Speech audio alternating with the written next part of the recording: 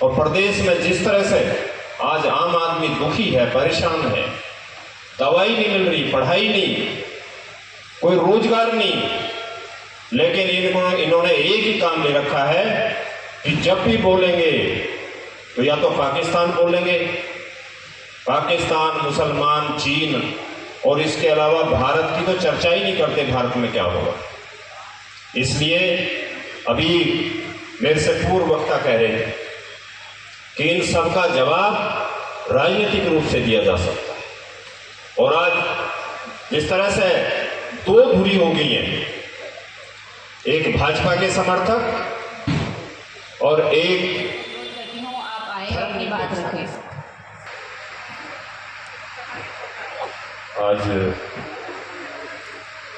गाजियाबाद के फरीदनगर कस्बे में बामसेफ और भारत मुक्ति मोर्चा के मंडलीय सम्मेलन में मंच पर उपस्थित तमाम बामसेफ के पदाधिकारी भाई हरीश गौतम, मनोहरिया जी और तमाम साथी और जितने लोग यहाँ पंडाल में बैठे हैं, सब लोग बहुत ही जागरूक और सब मिशनरी लोग हैं, सब पढ़े लिखे लोग हैं।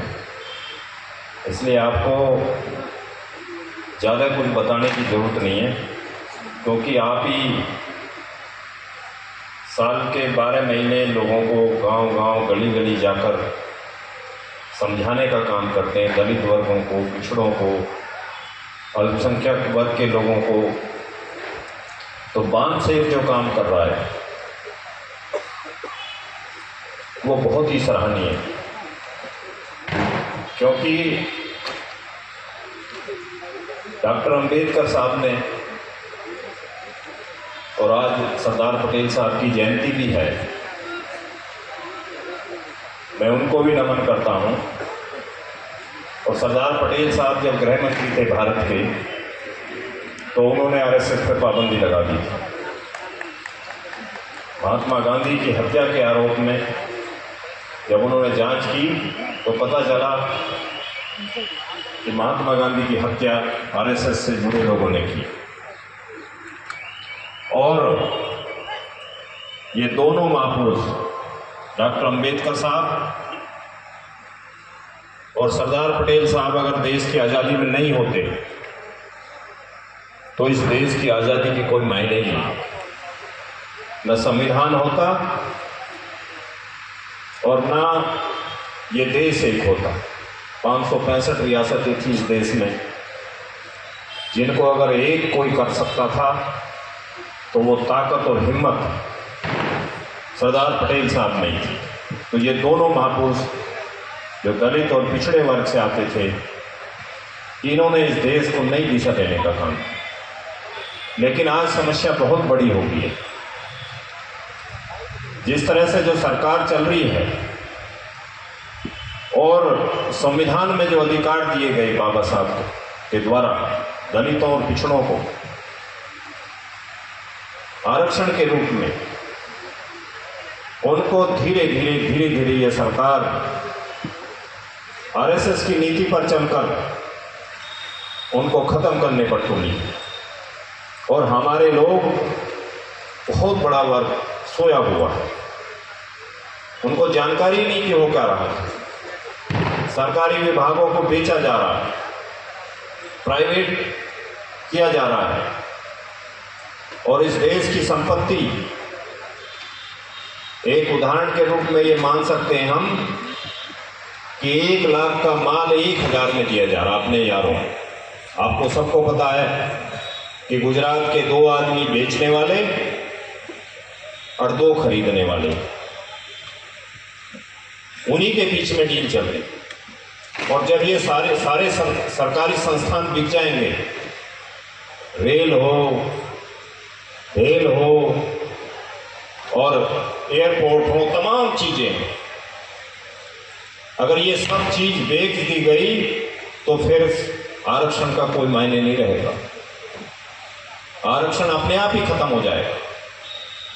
और प्राइवेट सेक्टर में ये आरक्षण दे नहीं रहे हैं। प्राइवेट सेक्टर में जितना शोषण आज हो रहा है, आपको सबको पता है कि जिस तरह से ठेकेदारी प्रथा में गरीबों का,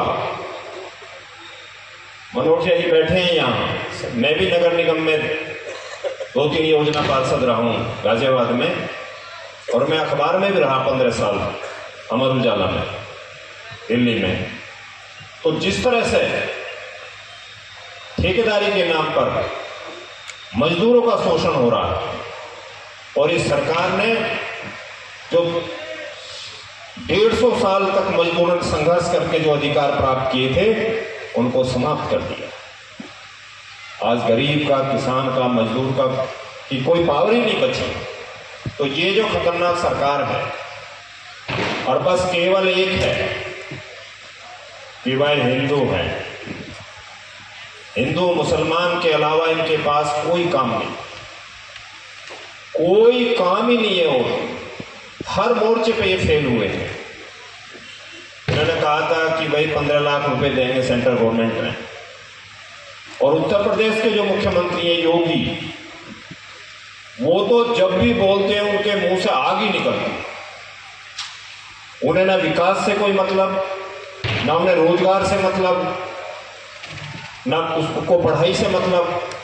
देश और प्रदेश में जिस तरह से आज आम आदमी दुखी है, परेशान है, दवाई नहीं मिल रही, पढ़ाई नहीं, कोई रोजगार नहीं, लेकिन इन्होंने एक ही काम ले रखा है कि जब भी बोलेंगे तो या तो पाकिस्तान बोलेंगे, पाकिस्तान, मुसलमान, चीन, और इसके अलावा भारत की तो चर्चा ही नहीं करते, भारत में क्या होगा।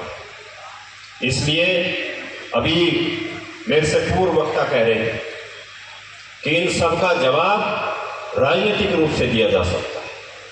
और आज इस तरह से दो धुरी हो गई है, एक भाजपा के समर्थक और एक धर्मनिरपेक्षता के समर्थक। संविधान को एक समाप्त करने वालों का ग्रुप है, एक संविधान को बचाने वालों का ग्रुप है। और संविधान के बचाने वालों का जो ग्रुप है उसकी अगुवाई आज माननीय अखिलेश यादव जी और उनका गठबंधन कांग्रेस और तमाम लोग मिलकर जो कर रहे हैं उनको हमें मजबूत करना पड़ेगा, क्योंकि दलित समाज जिस तरफ जाएगा, जिस तरफ सोच बनाएगा, क्योंकि आप बुद्धिजीवी लोग हो, बुद्धिजीवी समाज की दिशा तय करता है।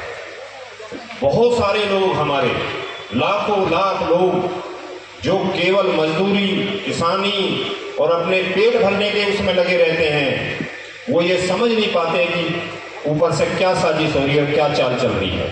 इसलिए जो यहाँ इस कंपाउंड में जो लोग बैठे हैं, आप सब लोग बुद्धिजीवी लोग हैं। आपकी हमारी जिम्मेदारी है ये कि इस देश को बचाना है, इस गंगा जमुनी तहजीब को बचाना है।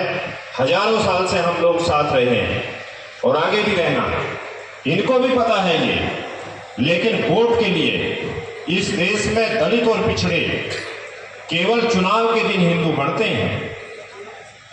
जितने चुनाव खत्म, आप हिंदू खत्म, फिर आप दलित हो जाते हो, आप पिछड़े हो जाते हो, फिर आपकी जाति हो जाती है।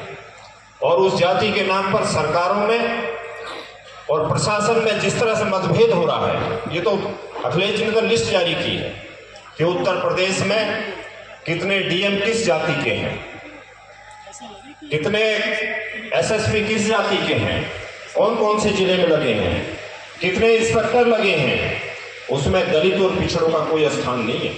इसलिए ज़्यादा ना कह के मैं तो आप सब लोगों को बधाई देना चाहता हूँ कि आप अपने दम पर, अपने साधनों पर, और सबसे बड़ी बात तो ये है कि आज इतनी गर्मी में, मैं तो कह रहा था अभी कि भाई देखो ऐसे मत करे हो, टेंट वेंट तो लगाओ यार, ऊपर कम से कम एक कन्नात वनात लगा लो, ऐसे मत करो। ये तो आप साहसी लोग हो, आप मजबूत लोग हो, लड़ाकू लोग हो, नहीं तो कोई मीटिंग कर नहीं सकता धूप में बैठ के। ये इस बात का परिचय है कि आप लड़ाकू लोग हो, मजबूत लोग हो, ताकतवर लोग हो। आप धूप में बैठकर भी, इस भयंकर गर्मी में बैठ के भी आप अपनी सभा कर रहे हो, अगर दूसरों की सभा होती है, एक आदमी नहीं मिलता यहाँ इस गर्मी में, क्या मिलता नहीं, एक आदमी धूप में बैठा नहीं मिलता। आजकल लोग पकड़ पकड़ के लाए जाते हैं, और आप अपने आप आए और इस भयंकर गर्मी में धूप में बैठकर आप माननीय वामन मेश्राम जी का इंतजार कर रहे हैं। वो आएंगे हमारे बीच में, हम सबको संबोधित करेंगे। आदरणीय राजकुमार भाटी जी को भी आना था कार्यक्रम में, अभी हरीश जी ने बताया उनकी कुछ उनके हेल्थ प्रॉब्लम थी, बहुत उन्होंने कोशिश की, लेकिन डॉक्टरों ने बिल्कुल मना कर दिया कि आप जो है चारपाई से ही नहीं उठ सकते। अभी भी उनका फ़ोन आया था, मैंने कि देख लो, लेकिन डॉक्टर थोड़ा सा उनकी सेहत में कुछ दिक्कत होगी, इसलिए वो नहीं आ पाए। और उनका बहुत मन था आप लोगों के बीच में आने का। आगे जरूर कोई कार्यक्रम रहेगा, ये मेरा वायदा रहा कि अगले कार्यक्रम में राजकुमार भाटी जी आपके बीच में होंगे, वो अपनी बात रखेंगे। आप उन्हें सब जानते ही हैं कि कितनी बेबाकी से और कितनी साफ़गोई से वो बात रखते हैं अपनी, और एक चमकता हुआ सितारा है पश्चिम उत्तर प्रदेश का। इसलिए वो आज स्वास्थ्य की वजह से हमारे बीच में नहीं है। अगला जो भी कार्यक्रम होगा में होंगे। यही बात कह के मैं अपनी वाणी को विराम देता हूँ। जय भीम, जय भारत।